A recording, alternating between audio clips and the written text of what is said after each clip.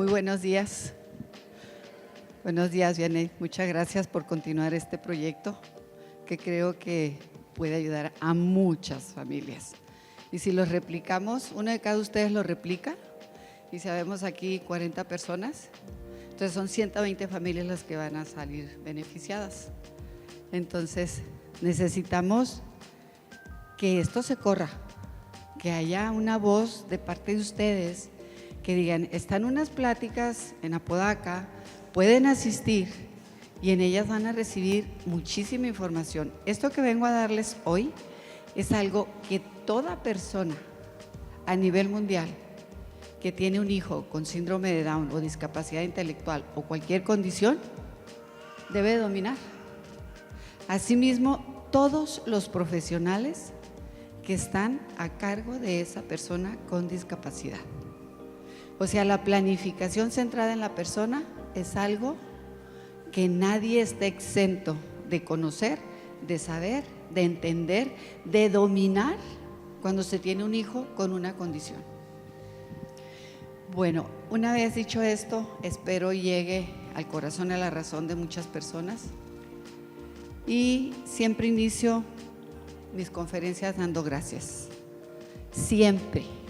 Porque yo estoy aquí por algo y para algo, ¿sí? Y ese algo son ustedes ahorita. ¿Por qué estoy aquí yo parada? Porque tuve una hija con discapacidad. Entonces hay que dar gracias a Dios todos los días, desde que abrimos el ojo y cerramos el ojo. Cuando nos dormimos no sabemos si vamos a despertar, tengamos la edad que tengamos. Entonces 1 minuto, 3 minutos son los que yo me doy cada día, en la mañana y en la noche. Y principalmente los que tienen arriba de 50 años, son 3 minutos los que necesitan estar sentados al momento de levantarse para que no les dé un infarto. La gran mayoría de los infartos ocurren en la mañana cuando nos levantamos y queremos correr al baño. Esa es una. La segunda es, la gran mayoría de los accidentes de una persona arriba de 50 años es porque se levantan súper rápido después de estar acostados toda la noche y se caen, porque su sistema vestibular ya no es el mismo. Entonces son accidentes que podemos prevenir, aparte de dar gracias. Y sinceramente, y no porque estés aquí, Vianney, ¿sí? Esto que ustedes están recibiendo ahorita es oro molido. Cuando se tiene un hijo con una discapacidad, necesitamos estar informados, tanto los padres como los profesionales. Los profesionales eligieron estar con sus hijos. A nosotros nos eligieron para tener un hijo. Pero la responsabilidad de un hijo con discapacidad es de ustedes, padres de familia. No es del DIF, no es mía.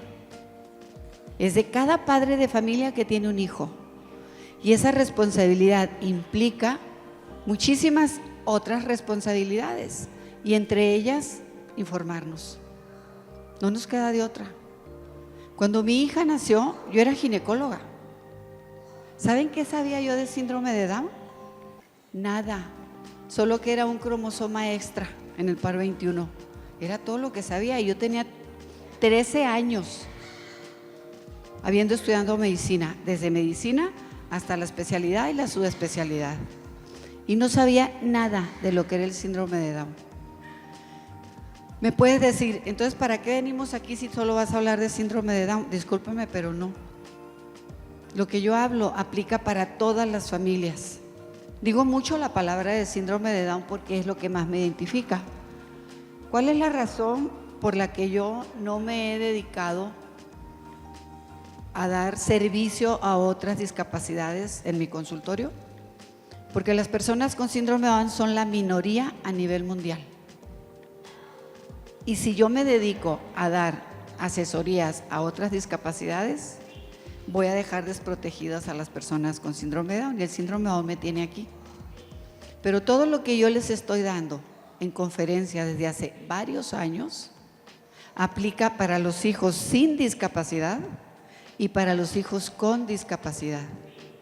son conceptos, conocimientos que vamos adquiriendo a través de la experiencia de atender a personas con discapacidad de 1970 para acá, lo que ha ido haciendo una serie de documentos que, como se los dije al principio, todo padre de familia debe de dominar. Levánteme la mano quien conoce el concepto de planificación centrada en la persona. Nadie, ¿verdad? A Olivia sí se lo mencionaron cuando tomamos el curso de discapacidad y todo lo que viene siendo la bioética, el cual, por cierto, José Ramón va a abrir un nuevo curso ahora en enero, y es algo verdaderamente importante conocer también lo que viene siendo la bioética. En nuestro México lindo y querido, próximamente va a ser ya el aborto libre en todo México. Entonces las personas con síndrome de Down van a nacer menos. Las personas con una discapacidad reconocida desde el útero van a nacer menos. Entonces, ¿a qué nos estamos enfrentando? Solo qué es lo que nos puede empoderar y nos puede ayudar y nos puede sacar adelante con nuestros hijos con discapacidad. Esto, el conocimiento, el saber cómo defender la vida de nuestro hijo, el saber cómo recorrer la vida de nuestro hijo con discapacidad de la mano de quienes saben, de la mano de las instituciones, de la mano de poder nosotros sacar a nuestro hijo adelante. Levanten la mano quien tiene un hijo con autismo. Levante la mano quien tiene un hijo con síndrome de Down. Levante la mano quien tiene un hijo con otra discapacidad.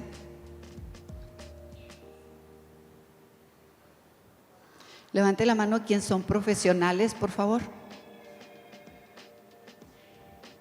Ok. Muchas gracias. Pues bien, ¿qué es una planificación centrada en la persona? Es un documento que tiene cientos de hojas. Hay muchos documentos resumidos en internet y cada institución lo ha adaptado de acuerdo a las necesidades propias de las personas que están atendiendo. La planificación centrada en la persona no nada más es para personas con discapacidad.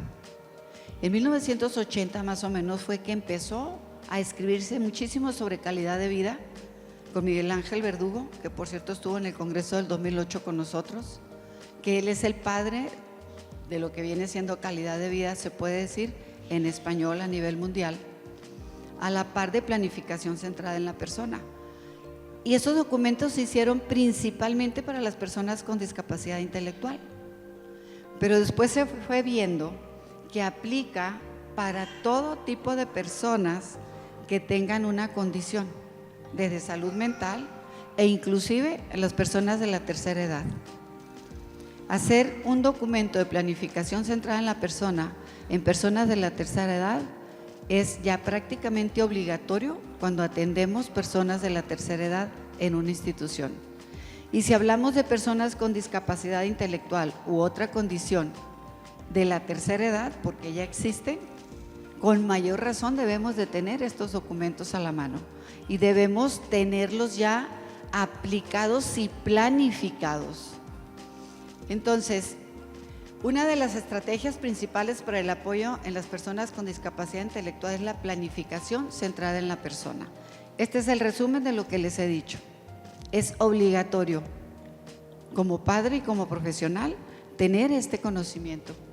Es un proceso que se puede desarrollar con una persona con discapacidad intelectual, cualquier condición, o personas de la tercera edad.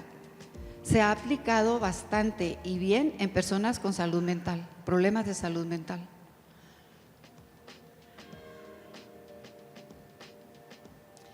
Siempre tenemos que partir de las competencias preferenciales y las expectativas del futuro para quien puede elegir lo que quiere hacer de su vida, contando para ello con las personas, ayudas y servicios necesarios.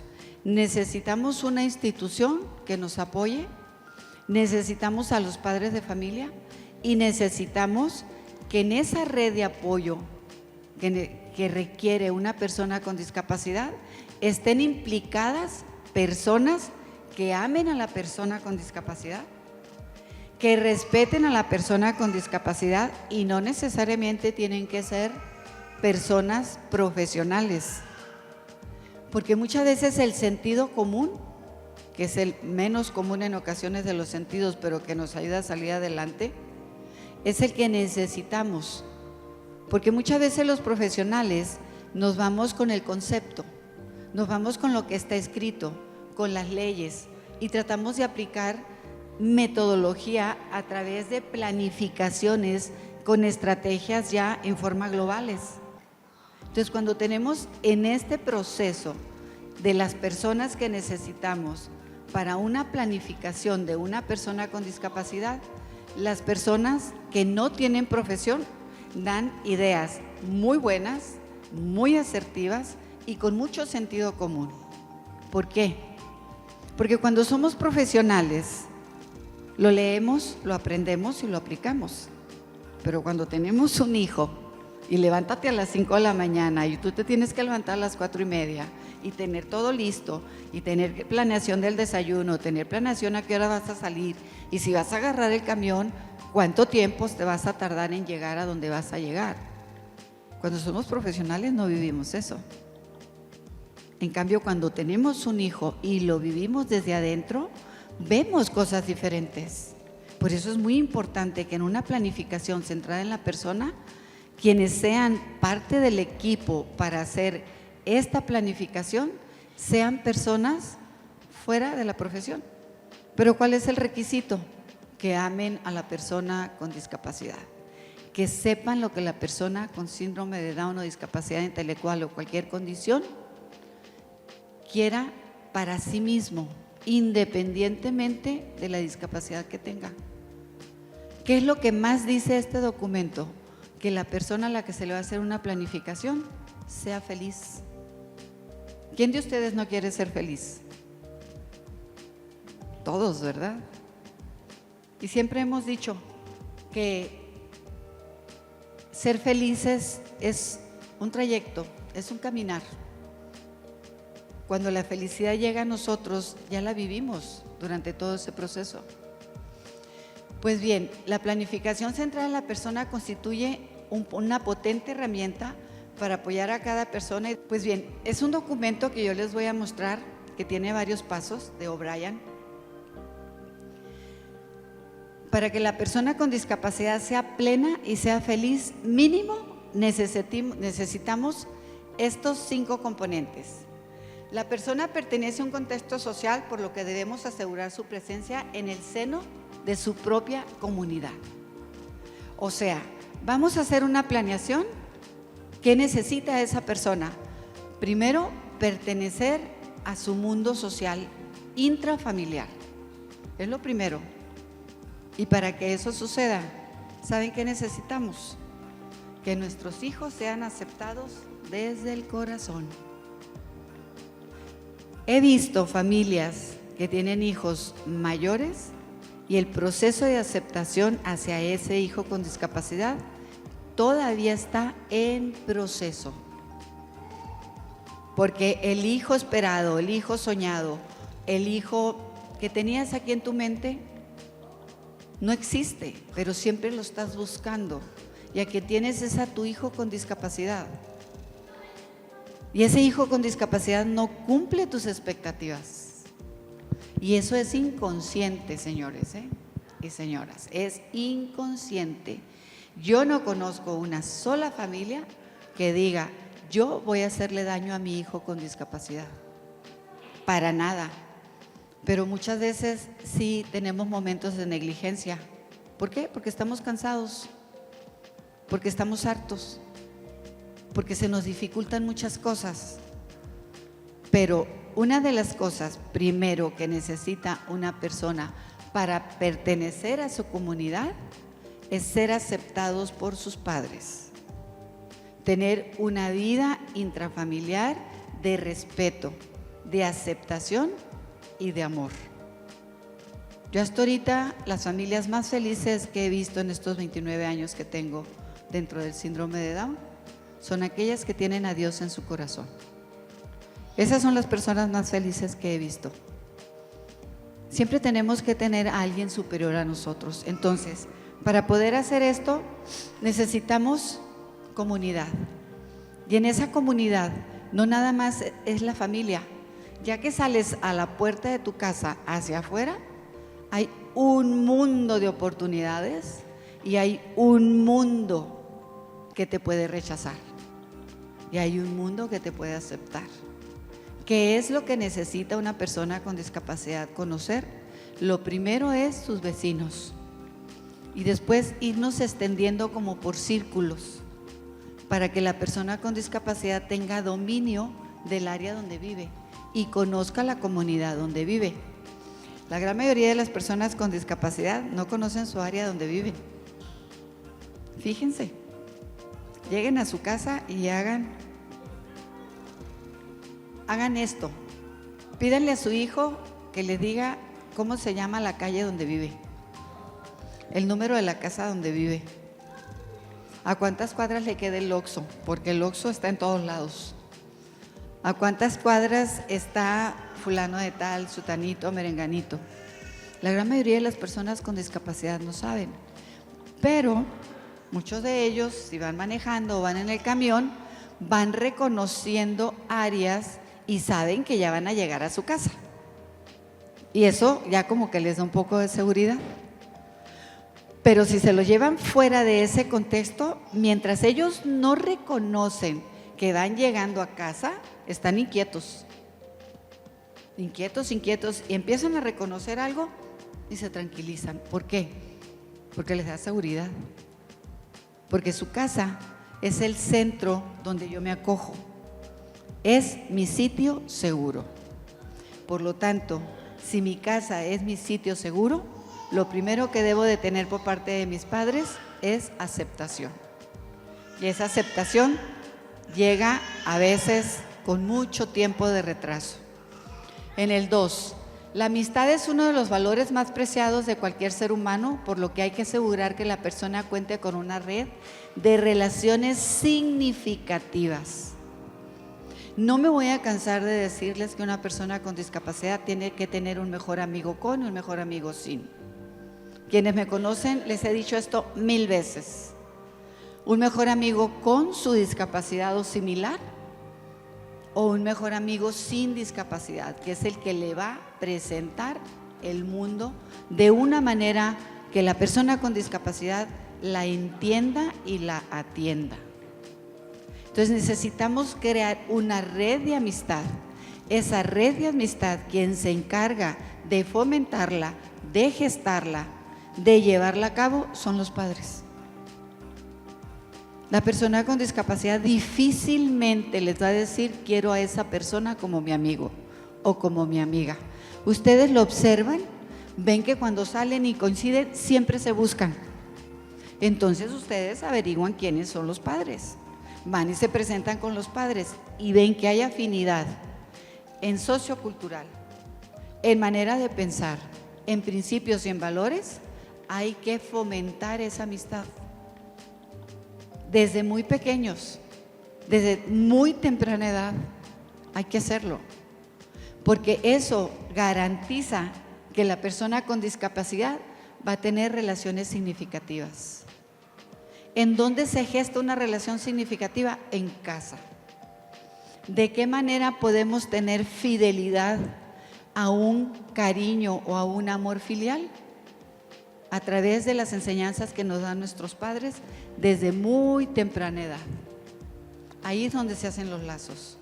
Y esos lazos perduran para poder tener realmente amistades significativas el resto de su vida. O sea, llevamos 2 puntos, comunidad y amistad. Tercero, la persona es la protagonista de su vida, por lo que debemos respetar y potenciar sus elecciones en todo momento. O sea, que no puedo hacer una planificación centrada en la persona sin tomar en cuenta lo que piensa o lo que quiere la persona con discapacidad. Me pueden decir, pero es que mi hijo no habla. Es que mi hijo no entiende, es que mi hijo tiene una discapacidad muy severa. Aún así, siempre hay una base de conocimiento. El ser humano es plástico, el ser humano aprende, el ser humano sabe muchísimo más de lo que creemos que no sabe. ¿Qué es lo que tenemos que hacer? Leer su lenguaje no verbal. En base a su lenguaje no verbal, nosotros vamos a tomar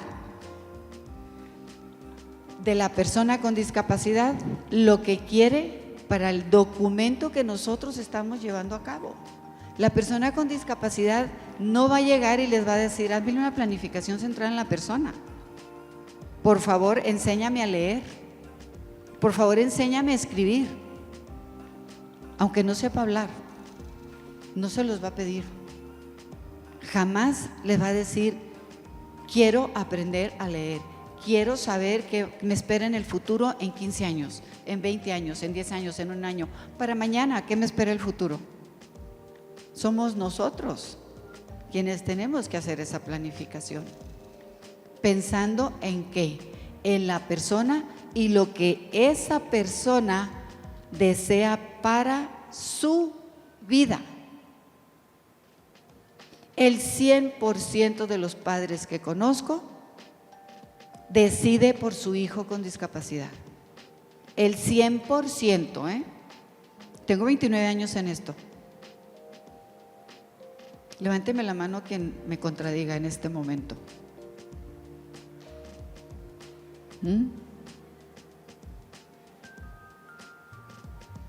Esa es una realidad. ¿Por qué? ¿Saben por qué? Por miedo y por culpa. A mí no me da temor decirlo. Yo también lo viví. Yo también lo tuve.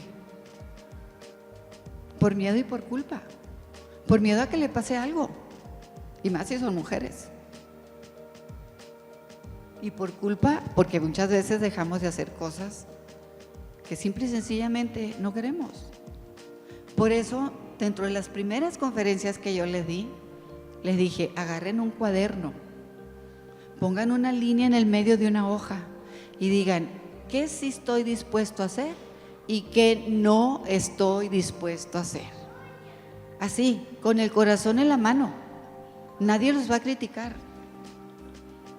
Tenemos que ser sinceros con nosotros mismos. ¿Hasta dónde quiero llegar? Y hasta dónde estoy dispuesta a dar. Porque somos humanos y nos cansamos. Y también queremos una vida. Queremos ser felices también nosotros. Pero la responsabilidad de un hijo con discapacidad a veces nos rebasa. Y si no hay recursos, más. Entonces, ¿cuál es uno de los requisitos principales? La persona, y que sea protagonista de su vida. Entonces, hablamos de 3 conceptos importantes ya, ¿sí?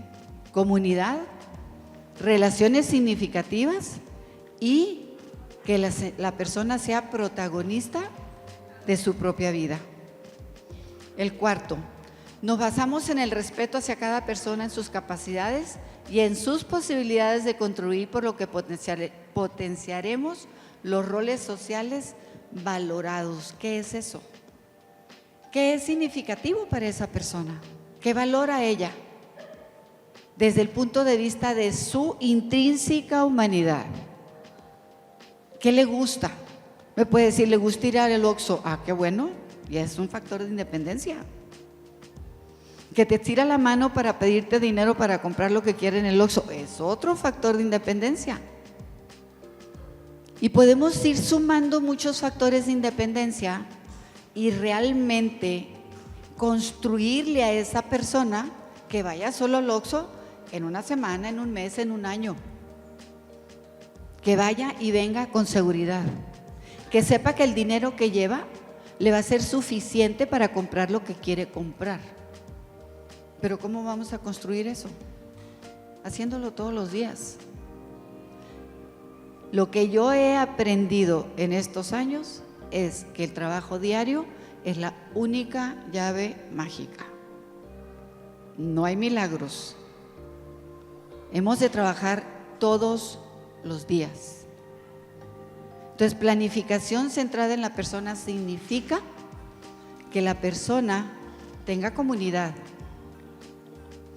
tenga amistades, nos fijemos realmente en su proyecto de vida, en su vida, y que se valoren las cuestiones sociales dentro de unos roles sociales para la persona con discapacidad.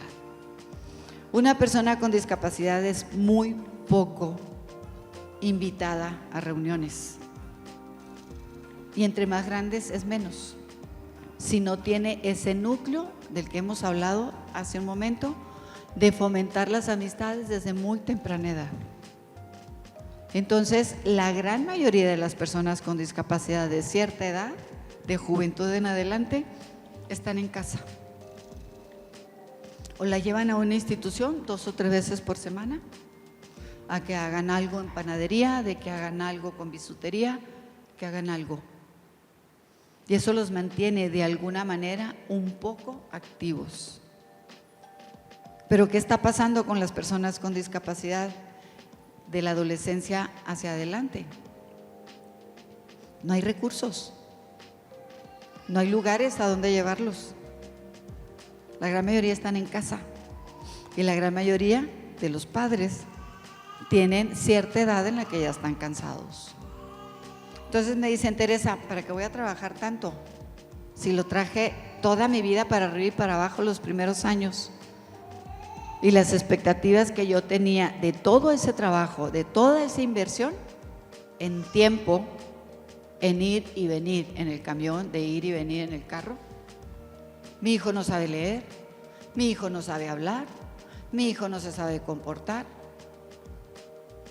Bueno, si hubiéramos hecho este documento en planificación centrada en la persona cuando tu hijo nació, quizás estuviéramos hablando de otros resultados. Se lo dije en la conferencia pasada.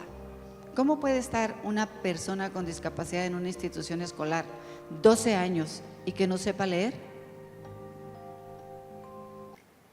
Eso a mí me enoja, me molesta como no tienen una idea. ¿Y de quién es la responsabilidad que la persona con discapacidad aprenda a leer? Es compartida. Es de los padres y es de la institución. No es responsabilidad de la institución, es de los dos. Entonces, desde aquí, yo les pido que si tienen un hijo con discapacidad que no sabe leer ni escribir, se le dé la oportunidad de aprender. Ese es uno de mis sueños más grandes desde el 2006, cuando lancé la campaña de alfabetización para personas con síndrome de Down en el primer congreso. Que la persona con discapacidad, independientemente de su discapacidad, sepa leer y escribir. 20 años después, en el que un celular casi es indispensable para vivir, y se los dan a las personas con discapacidad y dominan las cosas que a ellos les gustan, pero no saben comunicarse, porque la comunicación es escrita a través de un medio de comunicación, de un celular.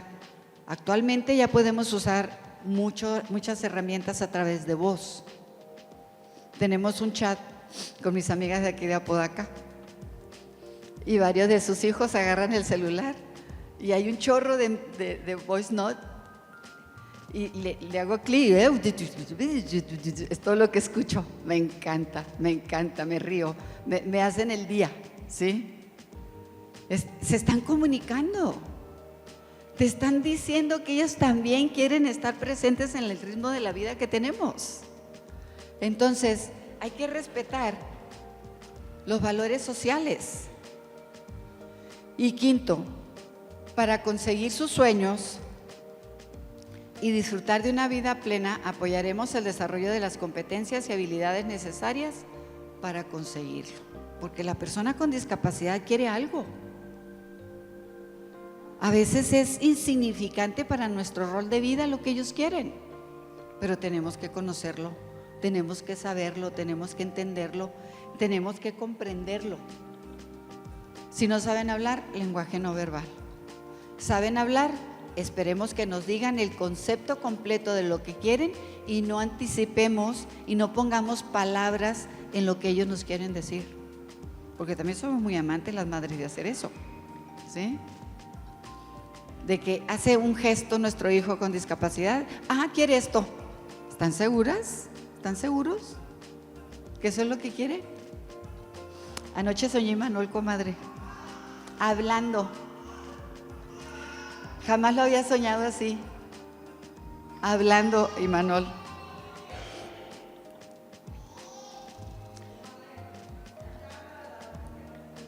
Eso sí. Imanol es una persona con síndrome de Down no verbal y se comunica a través de un tablero de comunicación de alta tecnología. Pero empezamos con él con 9 iconos, ¿eran, comadre? Y estábamos de vacaciones y nos echó a la alberca. Nos quedamos sin comunicador. O sea, muchas anécdotas. Pues anoche lo soñé hablando. Estaba haciendo la presentación antier y pensando en Imanol y en muchas otras personas. Y anoche lo soñé. Para algo va a ser. De eso estoy segura. Bueno, el objetivo de la PCP es lograr una vida de calidad basada en sus propias referencias y deseos. Ese es el principal objetivo. ¿Qué desea la persona con discapacidad? Desde ahorita yo les pregunto, de los que están aquí presentes, ¿saben qué desean sus hijos con discapacidad? Pues se van a llevar de tarea esa pregunta, ¿eh? Es una tarea personal. Este es un objetivo compartido por todos los seres humanos. ¿Qué prefiero yo? ¿Qué deseo yo? Hoy que venía para acá,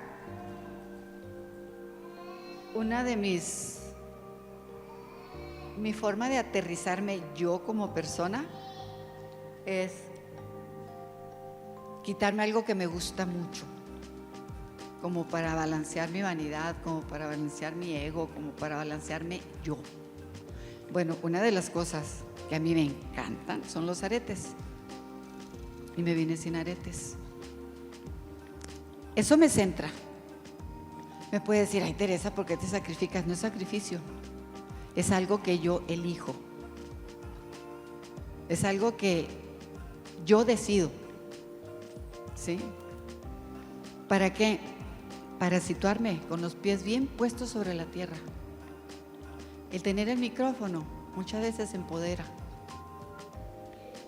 Y debemos de, según mi concepto y mi criterio, conocer y saber realmente a las personas que tenemos enfrente. Yo les he tenido a ustedes muchos días enfrente y no conozco realmente su vida. Conozco sus caras, conozco sus ojos, conozco sus reacciones cuando yo hablo, pero no sé cómo es su vida realmente. La supongo, pero no la sé. Entonces, una manera de situarme yo para poder tener el honor de estar enfrente de ustedes es esta: presentarme de una manera en la que no estoy al 100% como me gusta estar, porque es una manera de decirme a mí misma cuáles son mis preferencias y mis deseos. Entonces, ¿cuáles son las preferencias y los deseos de ustedes, de cada uno de ustedes? Tienen que conocer ustedes todo esto, estos 5 puntos anteriores, y cuáles son sus preferencias para poder hacer un documento de una planificación centrada en la persona. Porque todo empieza conmigo. Todo empieza con la persona que está a cargo de la persona con discapacidad. Y quien va a decidir, y quien va a aceptar, y quien va a firmar ese documento, somos los padres. Pero tenemos un compromiso. Y ese compromiso es, primero que nada, saber cuáles son mis propias preferencias.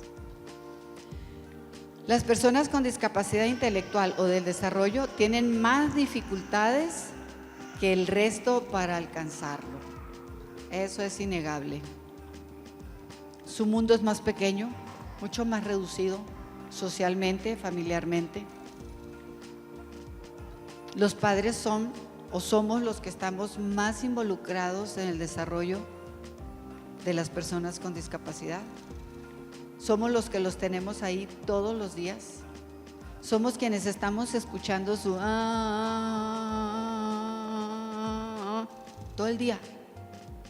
Llega el momento en que nuestro oído, porque tenemos un concepto que se llama tolerancia a la voz, en la que ya no lo escucha.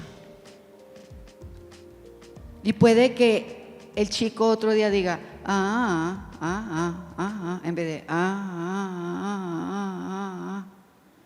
Hubo un cambio, ¿verdad? En el ¿Qué te quiere decir? Pero ya no la atiendes, porque lo hizo tantas veces que estás cansado. ¿Qué te quiso decir cuando hubo un cambio en su voz? Algo te quiso decir, pero no estuvimos ahí. ¿Por qué no estuvimos ahí? Porque la vida es un continuo y creemos que conocemos al 100% a nuestros hijos con discapacidad. Obsérvenlos, cada día obsérvenlos. Lleven una bitácora, escriban. Por muy insignificante que sea lo que ustedes están observando, escríbanlo.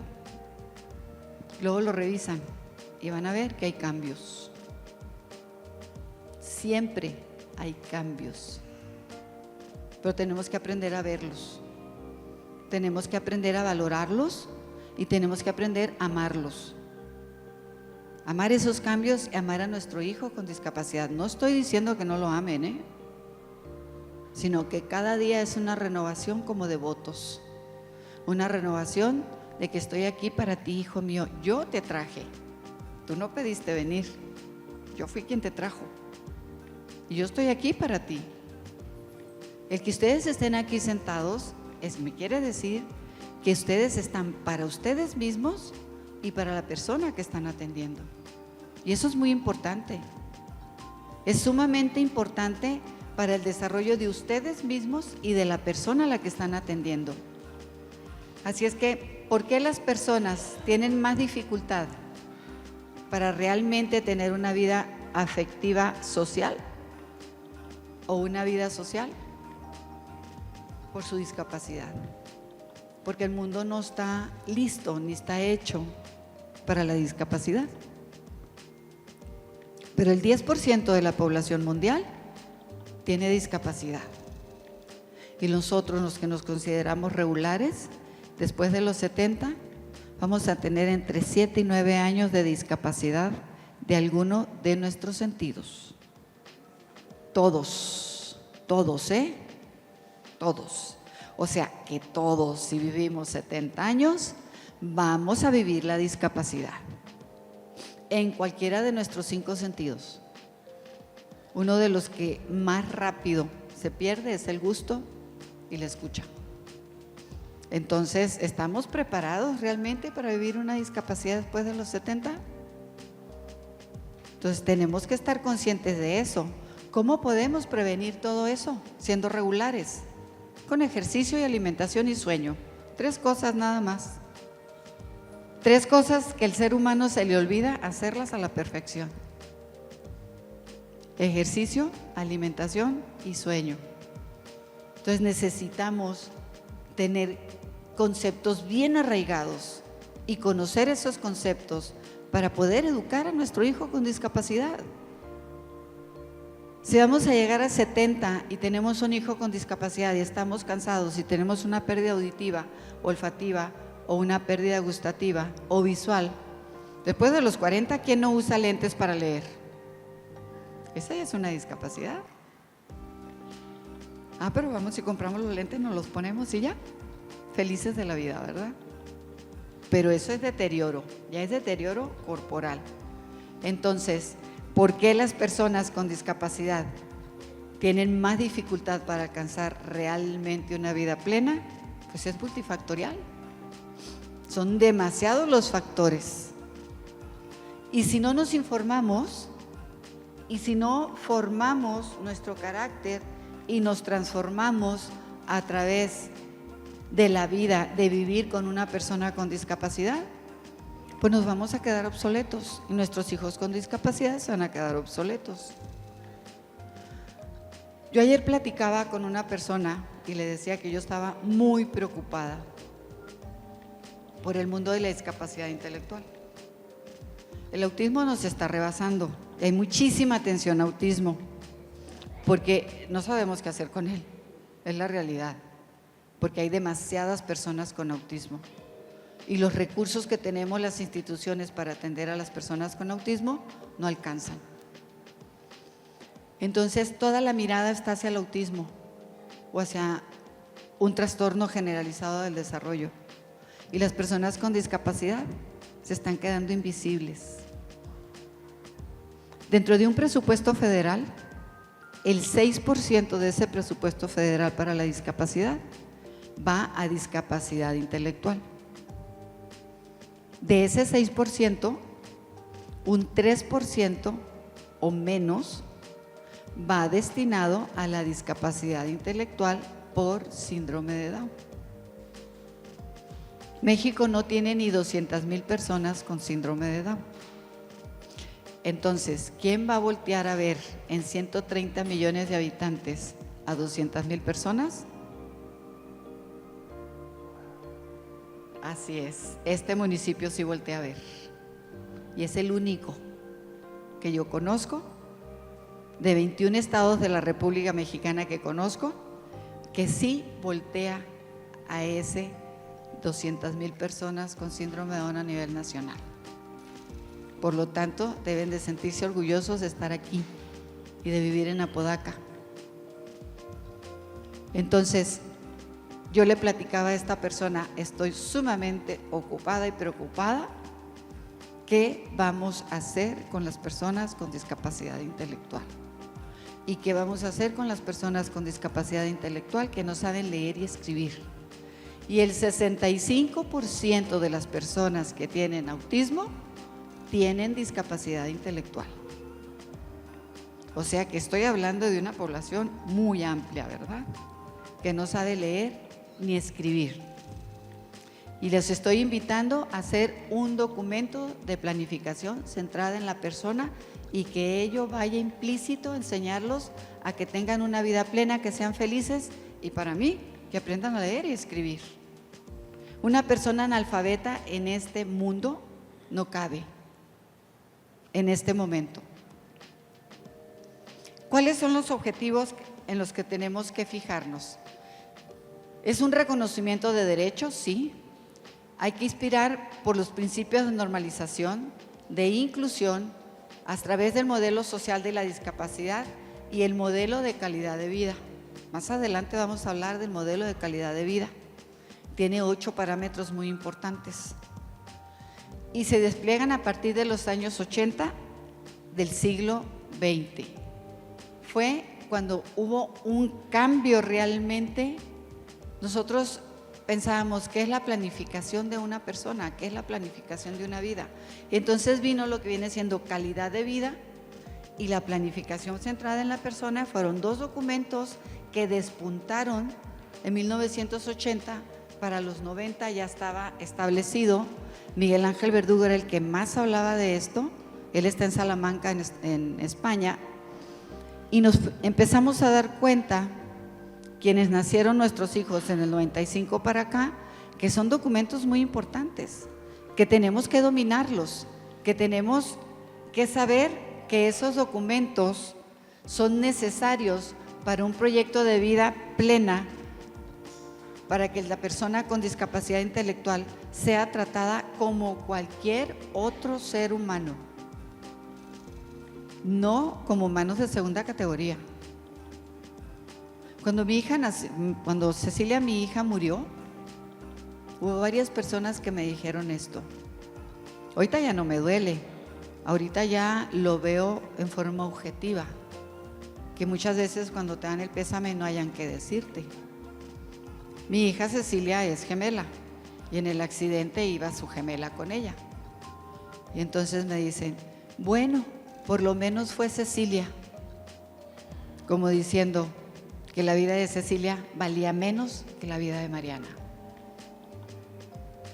¿Por qué un ser humano te dice en un momento de tanto dolor eso? Porque no haya qué hacer, no haya qué decirte. Es la realidad. No me lo decían para hacerme sufrir. Me lo decían porque era empatía, con las palabras equivocadas, ¿verdad? Totalmente equivocadas. Pero es empatía. Pero eso lo entendí después, mucho después. Entonces, las personas con discapacidad intelectual no son humanos de segunda categoría, ¿sí? Necesitamos conocer los objetivos porque tiene muchos enfoques, tiene una finalidad y todos ellos es de crear un espacio de escucha y cambio personal y social que realmente tenga un impacto ¿en quién? En la persona con discapacidad. Nadie más, en esa persona en la que estamos centrando su vida, con el fin de que las personas con discapacidad intelectual, aún con las más graves afectaciones, pudieran también aspirar ¿qué? A ser tratados como seres humanos. Ese es uno de los principales objetivos. Y como ven, hubo muchos enfoques después de los 90. Estos son diferentes autores que han escrito en relación a esto y se han puesto de acuerdo ¿en qué?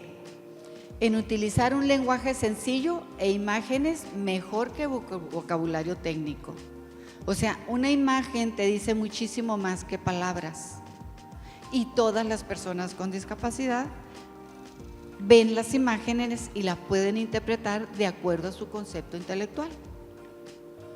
Reconocen a los individuos como personas antes que utilizar etiquetas de diagnóstico.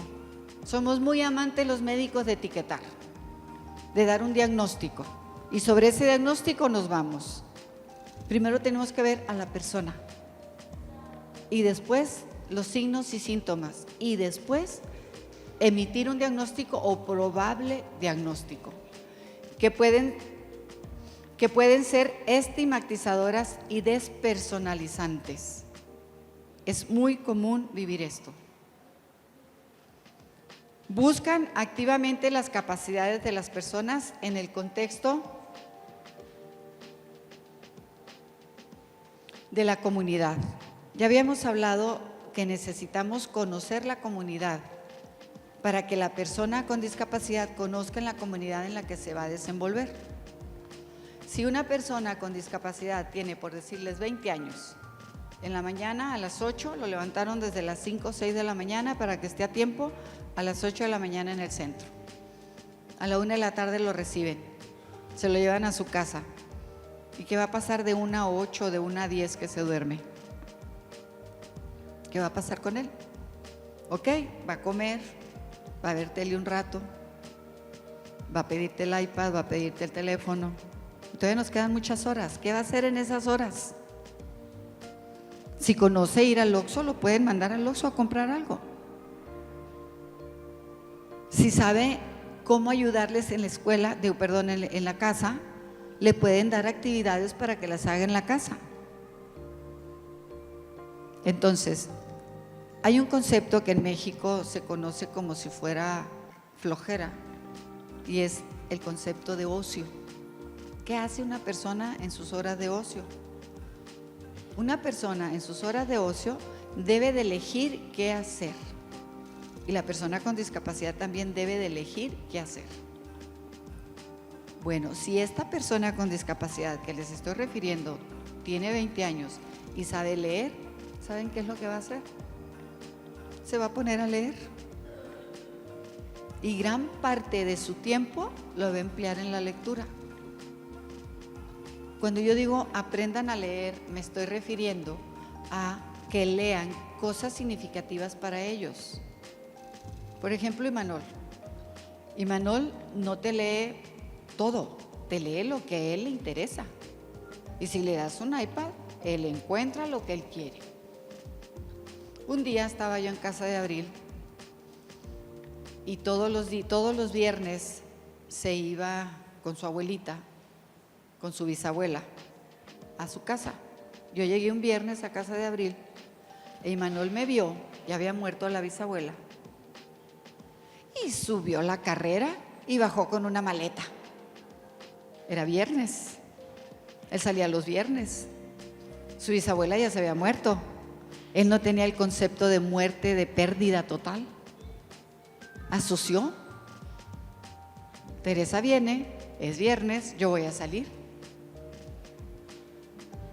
Entonces, ese tipo de cosas, si él hablara, me hubiera dicho, ¿me voy a ir contigo?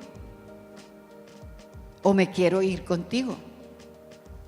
Otro día yo llego a casa de Abril, ya hace tiempo, y lo regañó a Abril porque ya había cenado y yo iba a cenar con ella. Y le dijo que no, que él no iba a cenar, que ya había cenado. Y se enojó y se subió. Y ahí viene a la carrera con el iPad. Nos hace. Y empieza a moverle al iPad todos los botones. Y estaba buscando una película y encuentra exactamente lo que nos quería decir. Le hace clic y dice, es que no me comprenden. Con Shrek. Sí, eso nos puso. Tardó como 20 minutos lo que les estoy narrando, O sea, tardó más o menos 20 minutos en decirnos para que lo entendiéramos con palabras a través del comunicador. Y eso lo consigue porque sabe leer lo que él quiere aprender o quiere ver o quiere divertirse en sus momentos de ocio. Entonces, para mí es indispensable que una persona con discapacidad sepa leer, independientemente lo que sepa leer, que supla su necesidad de lectura personal.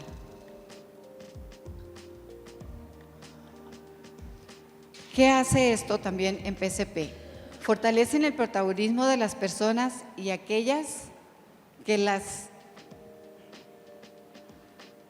conocen mejor, como viene siendo la familia, los amigos, las personas de apoyo directo. Empecé diciéndoles que tenemos que tener un equipo de apoyo para poder hacer la PCP. Y en ese equipo de apoyo vienen personas que amen a la persona con discapacidad, que conozcan a la persona con discapacidad, que conozcan su biografía, que evalúen las condiciones presentes según sus experiencias relevantes de definir cambios deseables en su vida. No vean este documento como algo complejo.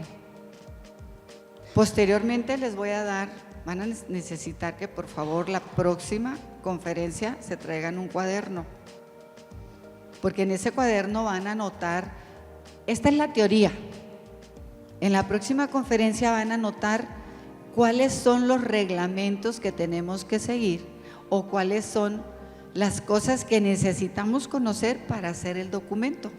Y van a ver que es muy práctico, porque es desde anotar mis emociones y las emociones de la persona con discapacidad, qué le gusta hacer, qué no le gusta hacer, ir anotando punto por punto para poder desarrollar el documento y saber sobre qué vamos a trabajar.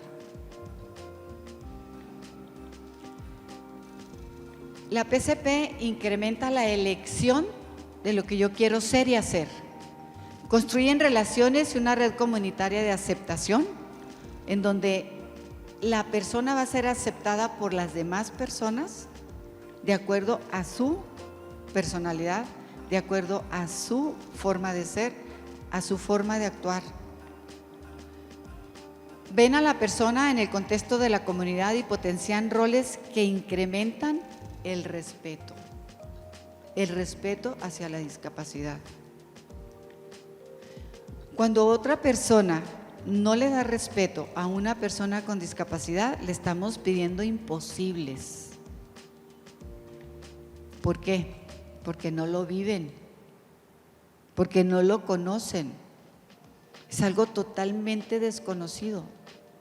No los estoy justificando. Porque si esa persona no respeta a una persona con discapacidad, ¿dónde están sus valores? ¿Dónde están sus principios? ¿Y quién educa en valores y principios? Nosotros los padres. A través de, primero yo, tengo que estar bien yo para poder dar valores y principios. Entonces, ¿a quién tenemos que acatar y atacar? A la familia. ¿A quién tenemos que informar? A la familia de personas regulares. ¿Cuál es el mejor nicho, el mejor lugar para llegar a una información que forme y transforme a las personas regulares para el respeto a la discapacidad? Las escuelas. ¿Alguna de sus escuelas les ha dado pláticas forma periódica, no una vez al año, que es lo que yo conozco, una vez al año? Periódicamente estarle hablando a los padres que tienen hijos regulares en qué consiste la discapacidad del niño con el que están conviviendo sus hijos. Todas esas cosas no existen. Están escritas, en documentos y documentos y documentos, pero en la vida real no están. Se adolece en todos los planteles educativos este tipo de conocimientos. ¿Por qué una persona con discapacidad no es respetada? ¿En dónde está el nicho? En las personas regulares. ¿Está en qué? En la familia. Y muchas familias no quieren que sus hijos convivan con nuestro hijo con discapacidad. Individualizan los apoyos basados en altas expectativas en relación con el desarrollo de las personas.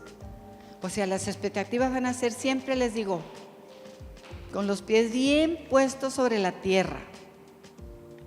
Si esas expectativas no las puedo evaluar fácilmente, me subí. Y también existe la contraparte, que puede que tenga yo una expectativa muy baja de lo que estoy haciendo y me quedo corta.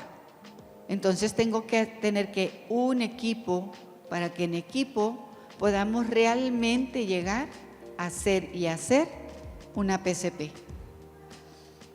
Solicitan que las organizaciones adopten nuevas formas de servicios y funcionamiento para proveer apoyos bajo una nueva concepción. Aquí es donde ya estamos involucrando a las instituciones.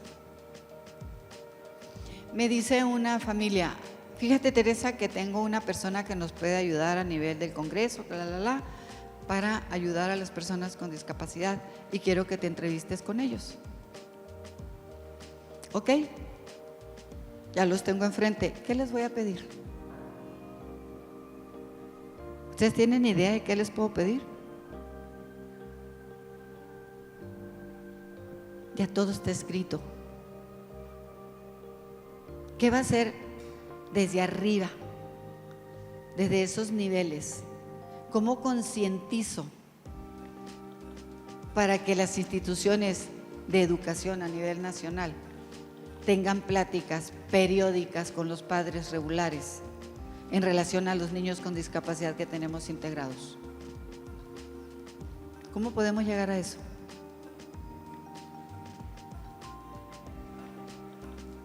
Hablando con una derrama de arriba para abajo, o para mí lo más factible, más rápido y de mayor impacto es que ustedes en cada una de las instituciones donde están sus hijos lo promuevan. Eso es lo único que me garantiza que sí se va a hacer. No desde arriba hasta abajo, porque para que llegue abajo van a pasar años y quizás cambiemos de personas que nos puedan apoyar. Entonces, en ustedes está, en ustedes padres de familia y profesionales está que realmente haya un cambio. Entonces, lo único que yo veo más factible es que ustedes padres de familia lo promuevan en la institución donde estén sus hijos.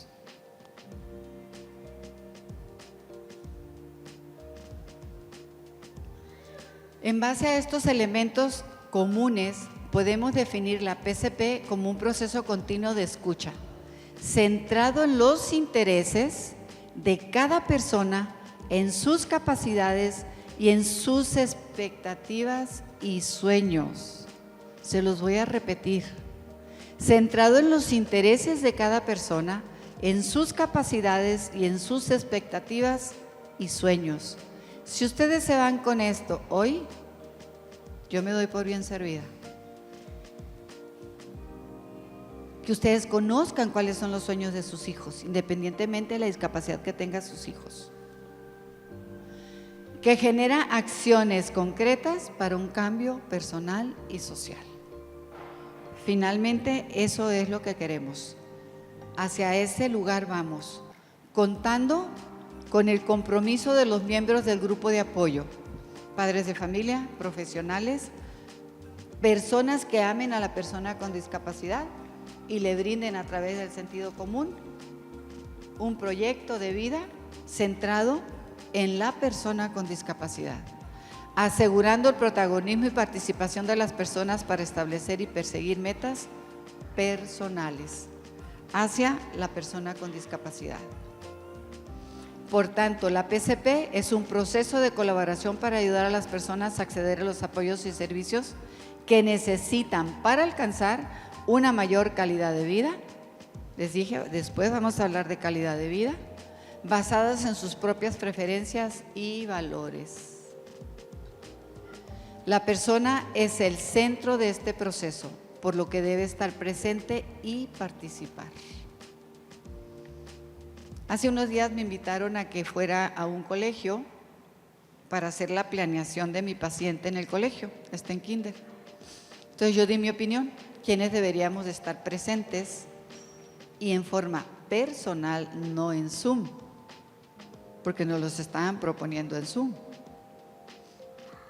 En Zoom se utiliza para otras cosas. Hacer una planeación de una persona con discapacidad de todo un año es presencial, es ojo a ojo. Y dije, debe de estar colegio, tal persona, tú como madre y yo. Bueno, a la madre no se le permite estar. Y yo pregunto, ¿por qué no? ¿Por qué no se le permite a la madre estar? Si quién está 24/7 con esa persona. Desde ahí tenemos que hacer cambios también. La madre tiene que estar presente. Cuando mi hija estaba en el colegio y hacían planeaciones sobre ella y no estaba yo, me excuso decir todo lo que pasaba, ¿verdad? ¿Por qué? Porque era yo la que educaba. Era yo la que la tenía en mi casa todos los días. ¿Cómo puedes hacer una planeación? Ok, conoces, te respeto porque eres profesional. Pero esta planeación así, no estás pensando en que mi hija hace esto, toma anticoagulantes, es una persona que hace esto y esto y esto extracurricular. En fin, no se tomaban en cuenta muchas cosas. ¿Y cuál es la base de una planificación curricular de una persona con discapacidad en un colegio? A la hora de plasmar lo que la persona con discapacidad debe de aprender. Solo se tienen que fijar en una cosa, nada más en una. Así de sencillo. ¿Es significativo para la vida futura de la persona con discapacidad lo que estoy planeando y quiero enseñar ahorita? Lo hago. ¿No es significativo? Lo dejo pasar. Lo dejo pasar. Porque tenemos poco tiempo para enseñar muchas cosas. Y lo que importa en una integración de una persona con discapacidad en un colegio, sí son los conocimientos académicos de acuerdo al intelecto de la persona con discapacidad, pero tiene mayor impacto al desarrollo de habilidades sociales, la observación de cuál es el comportamiento del ser humano, el que tenga recreación, tenga una responsabilidad de entrada y de salida, tenga un comportamiento adecuado en conducta. O sea, esos son realmente los objetivos por los que tenemos que fijarnos y luchar en una integración escolar de una persona con discapacidad. ¿Cómo creen ustedes que podemos hacer unas adecuaciones curriculares en una persona con discapacidad si no sabe leer y está en sexto de primaria? ¿Cuál es el recurso? Los dibujos y el lenguaje no verbal de la persona con discapacidad. ¿Se acuerdan cuáles eran los conceptos matemáticos en sexto de primaria? Ya tenían que saber multiplicar, tenían que restar, tenían que dividir, tenían que hacer cálculo. Y la persona con discapacidad no se sabe las tablas. A mí no me interesa que conozcan las tablas. Cualquiera se las puede aprender de memoria. A mí lo que me interesa es que sepan utilizar el dinero a la hora de comprar. Que todo lo que necesiten conocer de matemáticas sea de la vida práctica. No que te receten las tablas y no que usen la raíz cuadrada. Tengo 3 títulos y pregúntenme cuándo he usado la raíz cuadrada. Yo creo que nunca. Pero son conceptos que se tienen que enseñar. No soy química, no soy ingeniera, ¿sí? En medicina la raíz cuadrada no aplicaba. A lo que voy es, ¿qué debe de aprender una persona con discapacidad intelectual? Lo que sea significativo para su vida futura. Eso, más nada. El 80% de los conocimientos académicos de secundaria no son significativos para el resto de la vida de una persona, pero se enseñan. Entonces tenemos que aprender a participar y participar en forma consciente. Esto formará su círculo o grupo de apoyo, invitando a quienes ella desee que participen en el proceso, ya sean familiares, amigos, profesionales, miembros de la comunidad, hacia un proceso que se despliega conforme avanza el plan, manteniendo un enfoque sin un final predeterminado. ¿Qué quiere decir? Que ese final está todo inconcluso, porque puede que a través de que estemos haciendo el programa de la planificación vaya a haber cambios, tanto para arriba como para abajo. Entonces no está realmente todo dicho, está predeterminado, sí, pero no dicho en definitiva. El futuro de la persona se amplía, se enriquece ante una meta positiva y posible para las personas. Debemos encontrar de forma creativa la manera de que la alcance y no resignarnos a las opciones que nos ofrecen los servicios tradicionales. Si ya sabemos, por ejemplo, que la persona con discapacidad intelectual o persona con autismo o cualquier condición aprende a leer mejor con el método global, ¿por qué no le enseñamos con método global? Porque muchos colegios tienen ya tradicionalmente un método para enseñar. Entonces, en la persona con discapacidad, ¿qué decimos? Enséñame como yo aprendo. Aún con los regulares, no todos los métodos aplican y no todos aprenden con esos métodos. Pues bien, esto deja atrapadas y sin futuro a muchas personas con discapacidad. El que no hagamos todo esto. ¿Qué se necesita? Primero, el facilitador. Y el facilitador es el que va a dar una guía de las reuniones. Va a asegurar el protagonismo de la persona, propiciando la participación de cada uno de ellos. El facilitador va a apoyar en toda una serie de herramientas creativas que incluyen la facilitación gráfica, nuevas tecnologías de la información y comunicación y otros recursos que puedan ser necesarios. O sea que las fotografías son indispensables para el aprendizaje. Ayudará a pasar de la teoría a la práctica para hacer que las cosas importantes de la persona ocurran y va a remover obstáculos generando compromisos con las personas que están ahí para hacer la PCP. Y por último, el compromiso del facilitador y su identificación con los valores que orientan la PCP es el predictor más poderoso que las personas puedan conseguir su plan. Y esto está escrito desde el 2008. Por ello, los facilitadores necesitan algo más que adquirir habilidades y conocimientos para el desarrollo de su rol.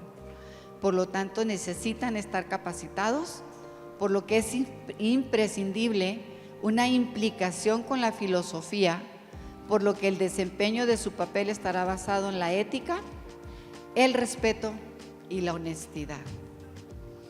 Y el respeto tiene que ser global, tanto de la persona que aman ustedes por ser su hijo o por ser su alumno, y que todas las demás personas que están alrededor de ellos los respeten. Y tenemos que hacer este tipo de documentos con honestidad y decir cuando no sé, no sé, pero lo puedo averiguar. Entonces, esta plática es la primera de una secuencia de la planificación centrada en la persona. Y no nada más es el síndrome de Down, ¿eh? Es una plática que va a impactar en ustedes siempre y cuando estén presentes y siempre y cuando vayan haciendo la tarea como se los voy a ir diciendo. Y bien, la vida sigue y nosotros con ella, y en esa vida yo he encontrado muchísimas cosas que me hacen valorar mi ser, mi estar en esta vida, en cada uno de los días que vivo. La vida es bella, independientemente de lo que nos pase en ella. Siempre hay que vivir el hoy, el presente, el estar en todo momento para mí y para los demás. Muchísimas gracias y de verdad espero continuar con ustedes en una forma consecutiva para poder llevarlos a darles realmente esta herramienta que es muy importante. Muchísimas gracias. En este momento se abre la sesión de preguntas. Si alguien tiene un comentario para la doctora, alguna pregunta que tenga, levánteme la mano. Aquí. A ver.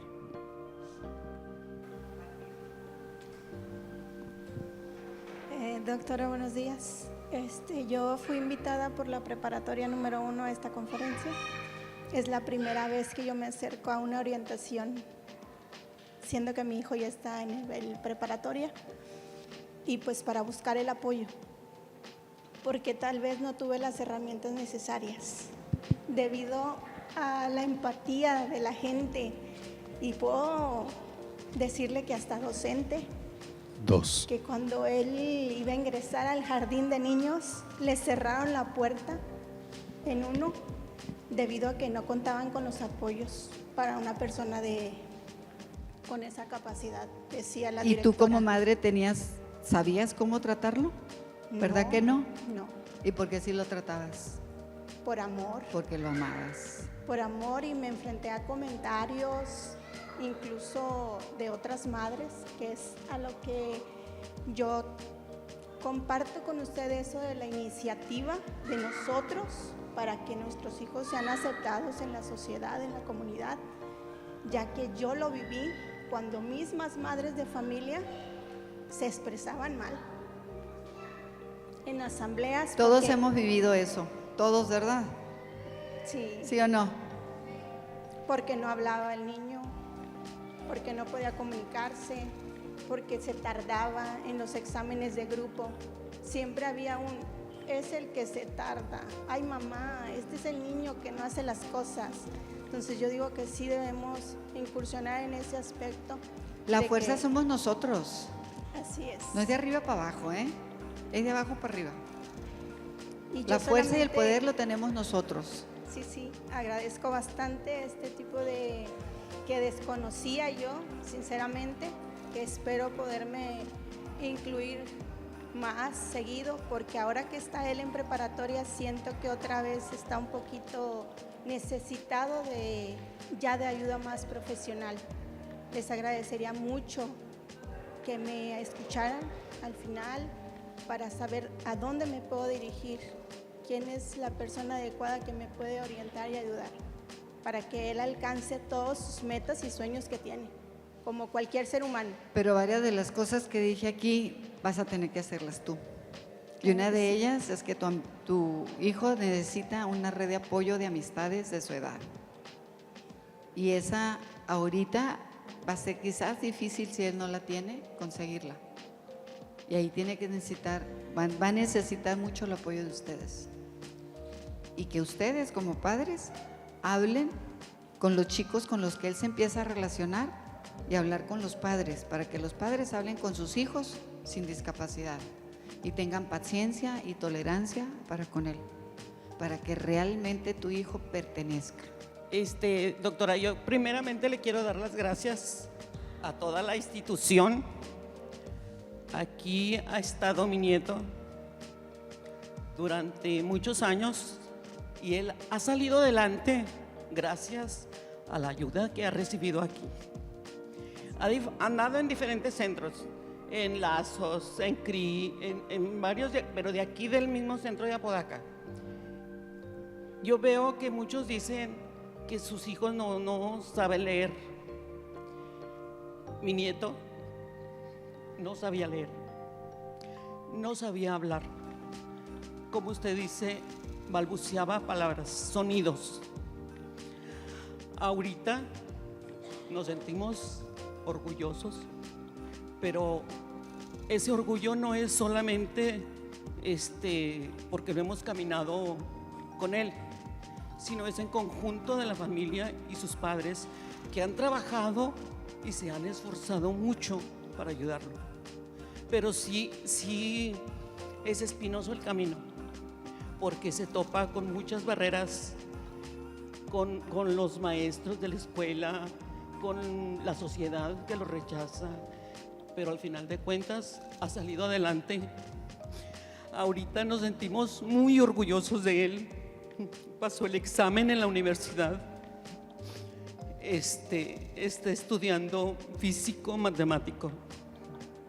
Después de que no hablaba, ahora ha llegado a ese grado y yo les pido a los papás, no claudiquen, no se den por vencidos. Como decía la doctora, con imágenes, con mucho trabajo con ellos, no cansarlos tampoco, pero sí darles un tiempo de calidad. Nosotros también recibimos ayuda de maestros desde el kinder. Una maestra dijo: no me voy a dejar que me gane Alberto. Dice: yo lo voy a apoyar. Ella se metió a estudiar un curso de autismo para sacar al niño, porque él no quería participar en las asambleas. Fue una vez, a la siguiente vez el niño participó. No hablaba, pero pudo participar bailando ante mucho público. Se le compraron unos audífonos.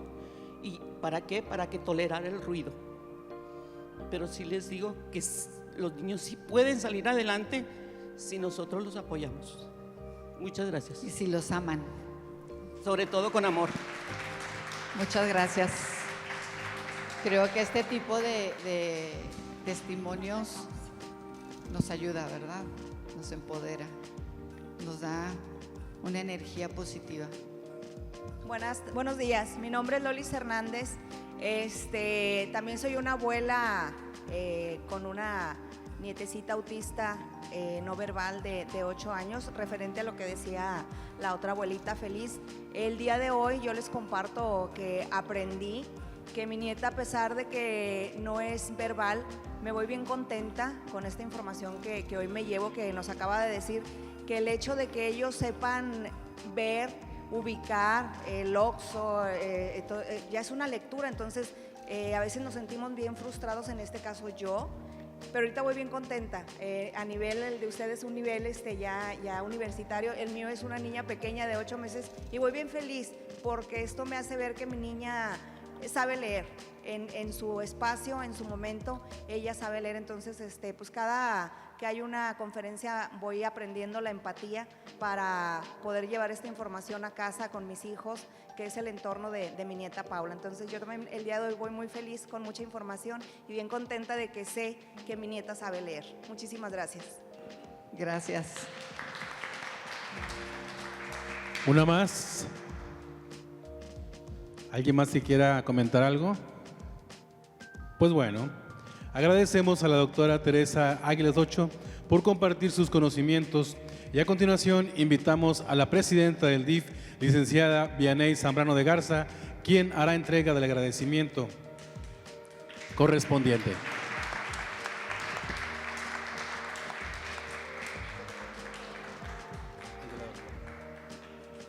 Excelente, muchas gracias, doctora. Me emociona mucho que es la primera plática de la administración y me encanta venir a estas pláticas, son muy buenas para aprender de todos estos temas. Quiero pedirles un fuerte aplauso para la doctora.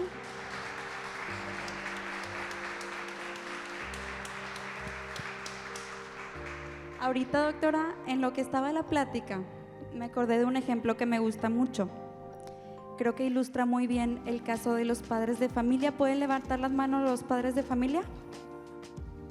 Ok. Cuando nos subimos a un avión y nos dan el mensaje de que en caso de pérdida de presión de la cabina nos tenemos que poner la mascarilla de oxígeno, nos dicen, si viajas con un niño o una persona que necesita asistencia, primero póntela tú y luego se la pones a él. Y este es un claro ejemplo de los padres. A veces no vemos por nosotros y lo damos todo por los hijos. Es importante siempre ver también por nosotros. Hay que recordar y que no estamos solos. Hay que distribuir las cargas. ¿De qué manera? Una carga muy pesada que yo insisto mucho es el desconocimiento. Claro que cuando nos dan la noticia de que nuestro hijo viene con una discapacidad, nos da miedo. Nos da miedo el cómo va a ser la sociedad. Ese es un miedo muy grande. Yo no sé nada de estos temas, ¿cómo lo puedo hacer? ¿Y cómo solucionamos eso? Informándonos aquí en este tipo de pláticas. Entonces, les quiero felicitar el que estén hoy aquí. Otra cosa, otra carga que también podemos ir distribuyendo, la terapia psicológica. Es fundamental. Yo soy psicóloga clínica y he visto mucho cambio en pacientes antes y después de la terapia. Ocupamos sacar todo lo que traemos, nunca hay que guardarnos nada. Y otro que es muy bueno también es entre mismos padres estarnos compartiendo. A mí me ha funcionado esto, a lo mejor te puede servir esto. Entonces, entre mismos padres hacer este vínculo y esta comunicación. Bueno, recuerden que no están solos, siempre van a contar tanto conmigo personalmente y con DIF Apodac. Muchas gracias. Agradecemos las palabras de la licenciada Vianey Zambrano de Garza.